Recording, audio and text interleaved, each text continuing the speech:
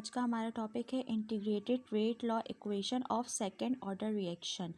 आज हम integrated equations करेंगे। इसके इंटीग्रेटेड पूरा हम एक्सप्रेशन जो है वो हमारा पूरा सॉल्व करेंगे डिफरेंट कंसंट्रेशन पर। अब हमारे पास ये आ रही है इक्वेशन हमारे पास, जिसमें हमारे पास रिएक्टेंट्स हैं दो, एक है ए प्लस बी और ये हमारे पास बना रहा है प्रोडक्ट। हमारे पास दो रिएक्टेंट क्यों है? हमारे पास दो रिएक्टेंट इसलिए है क्योंकि ये सेकंड ऑर्डर रिएक्शन है। सेकंड ऑर्डर रिएक्शन हमारे पास दो रिएक्टेंट होते हैं। अब हमारे पास ये ए है, ए की कंसंट्रेशन, ये बी है, बी की कंसंट्रेशन, और हमारे पास प्रोडक्ट है उसकी कंसंट्रेशन ज़ीरो है। क्यों है? क्योंकि हमारे पास ये है इनिशियल कंसंट्रेशन जिसके हमारे पास टाइम जो होता है वो होता है zero. With the passage of time हमारे पास जो कंसंट्रेशन हो जाएगी ए रिएक्टेंट की वो हो जाएगी ए माइनस एक्स, और जो बी की होगी हमारे पास होगी बी माइनस एक्स, और हमारे पास जो प्रोडक्ट होगा उसकी कंसंट्रेशन होगी एक्स। अब हम इसका बनाएंगे रेट लॉ। रेट लॉ किस तरह से लिखना है? हमारे पास होगी d x over d t is equal to k constant कहलाते हैं हमारे पास, और फिर concentration of reactant A and concentration of reactant B. अब हम वैल्यूज़ पुट कर देंगे इसकी a minus x and b minus x. Next step में हम करेंगे जो हमारे पास a minus and b minus x की वैल्यू है हम उसे नीचे ले आएंगे डिनोमिनेटर में, और हमारे पास जो डी टी था उसे हम ऊपर न्यूमरेटर में ले जाएंगे।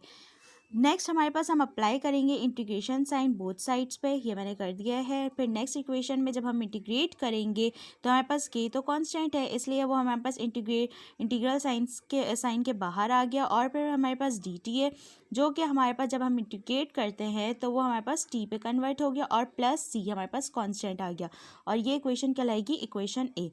अब हम क्या करेंगे? अब हम करेंगे यूजिंग पार्शियल फ्रैक्शन यूज़ करेंगे हम। पार्शियल फ्रैक्शन में हमारे पास क्या होगा? ये हमारे पास डी एक्स था, ये 1/a माइनस एक्स हो जाएगा और b माइनस एक्स हो जाएगा।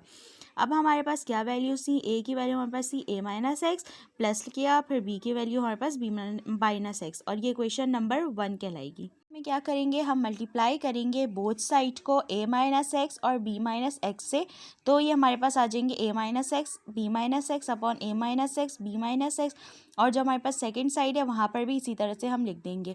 अब जब हम देख रहे हैं हमारे पास ऊपर भी न्यूमरेटर में और डिनोमिनेटर में हमारे पास वैल्यू सेम हो गई है तो ये कैंसिल आउट हो जाएगा।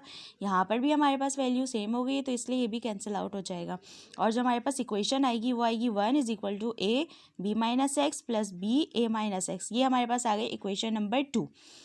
अब हम क्या करेंगे? अब हमें वैल्यू निकालनी है ए की और हमें वैल्यू निकालनी है बी की, तो हम क्या करेंगे? हम ए माइनस एक्स को हम ज़ीरो की इक्वल पुट कर देंगे। तो हमारे पास जब हमारे पास ए यहाँ पे माइनस में, एक्स हमारे पास यहाँ पे माइनस में आ रहा है, जब हम इक्वेशन के इस तरफ लेकर आएंगे तो हमारे पास क्या हो जाएगा? ये एक्स इज़ इक्वल टू ए हो जाएगा। अब हम इस वैल्यू को पुट करेंगे इक्वेशन नंबर 2 जो हमारी ये वाली इक्वेशन थी, हमने इक्वेशन में पुट करी थी, किस तरह से हो रहा है? बी माइनस ए हो रहा है, और ये एक्स की जगह हमने यहाँ पे ए कर दिया। अब ए माइनस ए क्या हो जाएगा? हमारे पास हो जाता है ज़ीरो, जिसकी वजह से हमारी जो ये पूरी की पूरी वैल्यू है ये ज़ीरो हो गई। इसके बाद हमारे पास आ गया सिर्फ और सिर्फ क्या बच रहा है? 1 is equal to A B minus a. इसके बाद हमारे पास ये ए की वैल्यू आई बी माइनस ए, लेकिन हमें पता है कि हमारे पास पहले अल्फ़ाबेटिकल ऑर्डर में ए आता है, देन हमारे पास बी आता है, इसकी वजह से हमने यहाँ पे माइनस का साइन लगा दिया और इसे हमने पहले ए कर दिया और फिर माइनस बी। अब हम उसके बाद वैल्यू किसकी फाइंड आउट करें? हम बी की कर रहे हैं, तो इसकी वजह से हम बी माइनस एक्स को ज़ीरो कंसीडर कर लेंगे और फिर एक्स की वैल्यू हमारे पास आ जाएगी बी। नेक्स्ट हम इक्वेशन नंबर 2 जो हमारी ये वाली थी हम इस पे पुट कर देंगे, तो हमारे पास क्या होगा? बी माइनस बी जो है वो ज़ीरो कहला जाएगी, और जो हमारे पास यहाँ पे ए माइनस बी था ये a minus b as it is आ जाएगा, और हमारे पास यहाँ पे बी की वैल्यू आ गई। अब हमारे पास इन दो वैल्यूज़ को हम कौन सी इक्वेशन में पुट करेंगे? हमारे पास जो इक्वेशन नंबर 1 थी, इक्वेशन नंबर 1 ये वाली जो हमारे पास इक्वेशन नंबर 1 थी इसमें हम पुट कर देंगे, तो ये पूरी की पूरी वैल्यूज़ आ गई, पुट कर दी। अब हम क्या करेंगे? कांस्टेंट जो हमारे पास वेरिएबल्स होते हैं उसे हम कर देंगे सेपरेट, इंटीग्रल साइन से बाहर ले आएंगे। ये मैंने इंटीग्रल का साइन लगाया, ये हमारे पास कांस्टेंट था मेरे पास 1/a माइनस बी, और 1/a माइनस बी हमारे पास डी एक्स आ गया, ये मैंने अलग करके बाहर लिख दिया। मैं इसे इंटीग्रेट करूँगी। इंटीग्रेट किस तरह से करूँगी?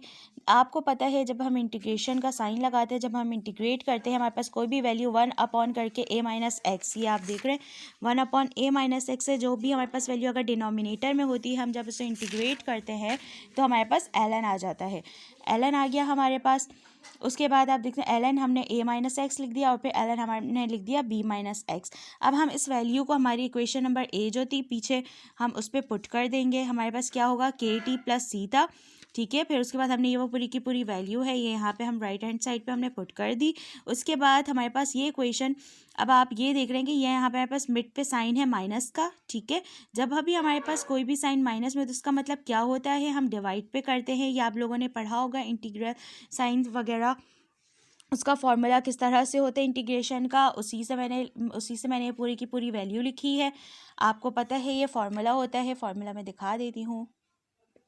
जब भी हमारे पास कोई भी इंटीग्रल में होता है वो हमारे पास अगर होगा a अपॉन बी, सही है, तो हम फिर जब ln में पुट करते हैं उसे तो वो बन जाता है हमारे पास a माइनस बी, इस तरह से। तो आप ये देख सकते हैं ये b अब मैंने से न्यूमरेटर और डिनोमिनेटर में कन्वर्ट कर दिया। ये हमारे पास इक्वेशन नंबर 3 आ गई।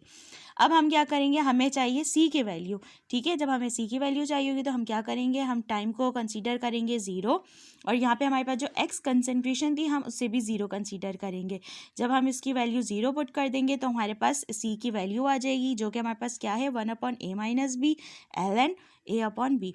अब इस वैल्यू को हम इक्वेशन नंबर 3 जो हमारे पास ये आई थी इसमें हम पुट कर देंगे। जब हम पुट करेंगे तो हमारे पास ये पूरा का पूरा पूरी की पूरी इक्वेशन आ जाएगी के T plus 1 upon a minus B ln a upon B is equal to 1 upon a minus B ln a minus X upon b minus x.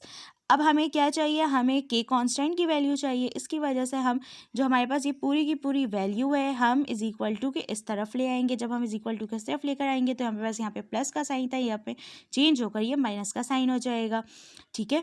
Next हम क्या करेंगे, अब नेक्स्ट में आप फिर से देख रहे हैं कि हमारे पास बीच में माइनस का साइन है। ये दो वैल्यूज़ हमारे पास सेम है तो हमने कॉमन ले लिया। इन दोनों को हमने एक तरफ किया है। अब वो किस तरह से हुआ है, माइनस का साइन है जिसकी वजह से ये हमारे पास नीचे आ रहा है और ये हमारे पास ऊपर आ रहा है, आपने देख लिया। नेक्स्ट स्टेप पे हम क्या कर रहे हैं, हमें सिर्फ के कांस्टेंट की वैल्यू चाहिए तो उसकी वजह से हम 1 अपॉन टी जो है हमारे पास नीचे आ गया is equal 1 upon a minus b आ गया, फिर ln हो गया, फिर b a minus x and a b minus x. ये हमारा पूरा है सेकेंड ऑर्डर रिएक्शन है हमारे पास विथ डिफरेंट कंसंट्रेशन की हमारे पास ये इक्वेशन आ गई है। इसका यूनिट जो हमारे पास के कांस्टेंट का होता है वो होता है mole inverse, dm cube and second inverse. I hope कि आप लोगों को समझ में आ गया होगा।